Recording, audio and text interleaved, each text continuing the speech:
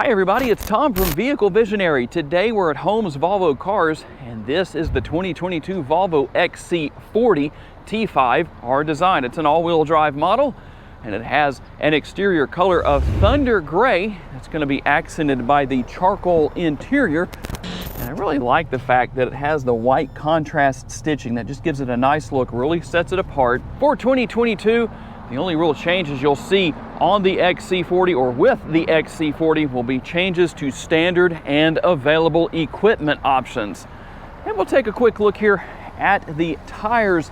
245/45s wrapped around 20-inch wheels. Normally without the R-Design package, these would be 19-inch wheels, but the 20-inch wheels are here. Very nice looking 5-spoke wheels, nice looking LED headlights, a really elegant look, I would say, especially with the design of the turn signals right here. That's why you want to make sure you use your turn signals when you're driving down the road, so you can show off those nice features, things that just look good.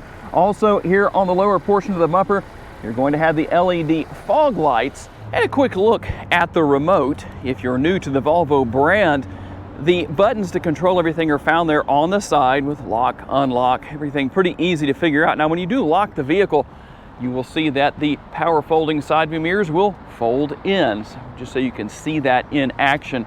And here under the hood of this model is the 2-liter turbocharged direct injection 4-cylinder. It makes 248 horsepower and 258 pounds-feet of torque. It's mated to an 8-speed automatic transmission.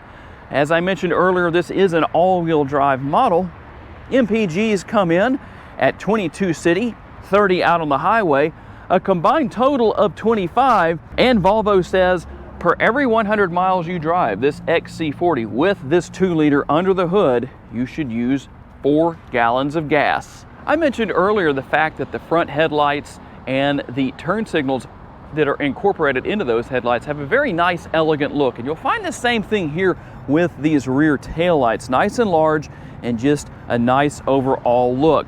One of my favorite features here is that you have the hands-free tailgate. So let's do this. We'll go ahead and open that. Talk a little bit about towing numbers. Tell me down in the comments if you've ever towed with an XC40. Towing numbers come in as this model is equipped at 3,500 pounds. And what about cargo capacity? Well, you can do a few different things here. On the bottom end of things, if I can get that open, you have 16 cubic feet. When you maximize everything, which is done just as I'm about to show you by coming in here on both sides and lowering these rear seats, I'm only going to do one side for the sake of the video, you maximize at 46.9 cubic feet. And in case you're wondering about a spare tire, there it is. Just to answer that question, a little bit more storage located here underneath the floor. That's kind of hard to do one-handed. And from this angle, we'll take a look at the panoramic sunroof, also known as a moonroof, but sometimes I get comments from people who say, don't call it a moonroof. Well, you can call it whichever one you want, and I won't complain. And we'll take a look here at the door bins. Not a ton of space down in there. I don't know how easily I can show you that. You could put a large bottle in there, that's for sure, but there's just not as much space. But not necessarily a bad thing, seems to fit the vehicle. And instead of map pockets on the rear of the seats here, you have the map nets. That's what at least I would call that. And you pretty much already, I think earlier in a scene that I shot, saw the fold-down armrest with the cup holders. And then you have the rear air conditioning vents for rear seat passengers, along with the dual USB ports down there on the bottom. Only 2, so if there's 3 passengers back here, somebody's not going to have a USB port. If you're a passenger and you want the larger door bin, well, you might have to call shotgun before anybody else to achieve that. There is definitely a larger door bin here on the passenger side front door. You're going to find heated seats, both power here in the front. Very comfortable, by the way. And now everything is power on these seats with one little exception. It's going to be the extension here on the front, depending on what you want to do and what kind of comfort level you need, or what you need to change depending on how you want to set up things for your personal comfort level. And the glove box, just taking a quick look inside, a decent amount of space in there. It's really just a conventional size glove box, But overall, a very nice interior. And let's take a quick look at the console from this angle. A decent amount of space, and right here, this is really meant to be used as a trash can, but honestly, you could use that as a multitasker if you so desired, or you could just leave it out altogether, and that increases storage space just a little bit. And as we take a look in through the driver's side door, there is one more option for the larger of the door bins that are available. You could just tell the driver that they're riding in the passenger seat today. Well, that's up to you how you want to do that, because you might not be riding at all if you did that. Who knows? It's okay to laugh if you've made it to this point in the video. And as you can see, a little bit more in the way of controls and functionality here on the driver's side door. You control the position of the side view mirrors. But one thing that's definitely good here that you don't have on both sides is seat memory. 2 different settings, in fact, for 2 different drivers. And there's a few different places here where you can store really business cards. Some people will put credit cards in there or something like that. I don't know if I'd advise that, but you could. There's also some right underneath this area right here. It can be very hard to show, but they are there. So some interesting little options for storage. You've got the sporty looking pedals right there, and then there is a lever that you can drop to adjust the tilt and telescopically adjustable steering wheel. And we'll hop on inside here and hit the push button start. Let you see everything come to life here on the instrument cluster. As you can see, it does have a very nice look to it, and I'll show you the steering wheel mounted controls as everything comes up. You've got everything for the cruise control, and then you can go through a lot of different features and use voice commands here on the right hand side. And as you can see, that's what I was waiting for. There's navigation. A lot of people ask about navigation. Is it built into the vehicle, or do you need to use your cell phone? Nope, built in here. And I like the fact that you can use navigation here on the dashboard. That just makes it a lot easier than having to look over here to the infotainment screen. And a lot of people will talk about this infotainment screen and say it's very difficult to use. Personally, I haven't really found that to be the case, but I don't live with these Volvo XC models on a daily basis. But if you do, well, you might say that it's a little challenging to use. The one thing I think would be good to change is to move the controls for the air conditioner from here to somewhere on the dashboard down here and make them physical buttons, switches, dials, whatever. Tell me what you think about that. And I'll just show you a little bit of what's here. Pretty easy to figure out as far as the different safety features and all that good stuff. Now, let me just go down here. If you're looking for the button to turn off the auto stop start feature, it's actually right up here on the screen. Let me go back here. It's right here. As you already saw, really, I would imagine you saw it earlier. But in case you didn't, there it is. And I'm gonna go into reverse for just a few seconds. Here's everything you have there. But something that we're seeing change on more and more vehicles is the fact that you don't have to be in reverse to use the cameras, whether it's just a rear view camera or multiple cameras around the vehicle.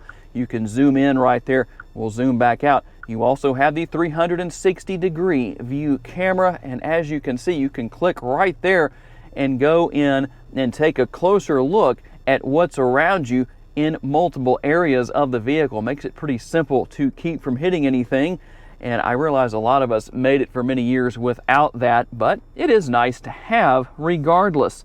Controls down here for the radio and your hazard lights, a few other features as well.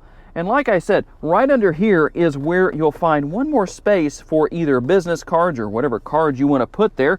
More connectivity here in the way of a 12-volt power outlet and USB ports. This is the wireless charging pad and a pretty simple to use shifter. But if you're new to the Volvo brand, as I've already said, there might be some things you don't know about. So here's what happens. I'm going to show you on the dashboard as I do this, but notice what happens. I'm going to go into drive, but if you just click it back one time, it goes into neutral. So you actually have to do it twice. The same for going into reverse, just so you can know what's there. Okay, we're out on the road for our test drive. I hope you like the angle of the camera. I like to try and mount it in that area when we have a panoramic sunroof or even a conventional size, just to try and give you the best view possible. You can see what's going on with the dashboard and still have a decent view out of the windshield. I hope that's good for you where you don't have to feel like you need to duck your head down to see under the windshield. But tell me what you think, and maybe we can keep doing that on a regular basis when possible. The one thing that I think a lot of people, or maybe two things people are going to ask about, is number one, ride quality, which I have found to be very good in this XC40. Typically a shorter wheelbase vehicle like this, and when I talk about wheelbase, what do I mean? The center of one tire to the center of the other. That is what's called wheelbase. It's not the overall length of the vehicle, in case you were wondering, but also the size of the vehicle overall. Being a smaller SUV such as this, a lot of the time these vehicles tend to naturally have a choppy ride. That is not what I found to be the case here. It goes back to something I say quite often, which is the fact that you really need to get out and drive for yourself, because I can give you my own feedback, but you've got to keep in mind, I'm really ultimately, no matter how hard I try not to, filtering that through what I'm used to driving on a daily basis. And so it's kind of hard to say, just take my word for it. You need to drive these vehicles for yourself. But the ride quality is good and the acceleration is good. I can already hear people typing into the comments section saying 248 horsepower is not enough. Well, tell me why you think that if you do. I'm always curious to see why everybody has the feedback that they do. I'm not saying that that's necessarily wrong. I don't think more horsepower is ever a bad thing, but as far as my experience here, I think we're doing just fine. So when you combine good ride quality with a good amount of acceleration capabilities, I think the XC40 does a very good job. And something that I like here also, very easy to get around, very nimble in its agility to get around town, to maneuver into smaller spaces.